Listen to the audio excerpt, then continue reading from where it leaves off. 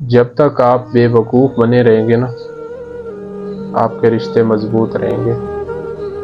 जब तक आप अनदेखा अनसुना करके बर्दाश्त करते रहेंगे ना, तो आपके रिश्ते मजबूत रहेंगे।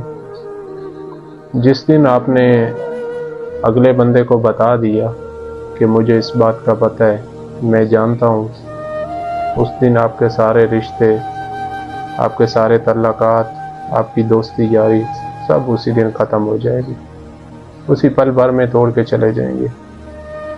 जब तक आप बेवकूफ़ बने रहेंगे, लोगों के सामने ये एक्टिंग करते रहेंगे कि आपको कुछ पता नहीं है, लोग भी आपको बेवकूफ़ बनाते रहेंगे, आप बेवकूफ़ बनते रहेंगे और रिश्ता बहुत अच्छे से चलता रहेगा।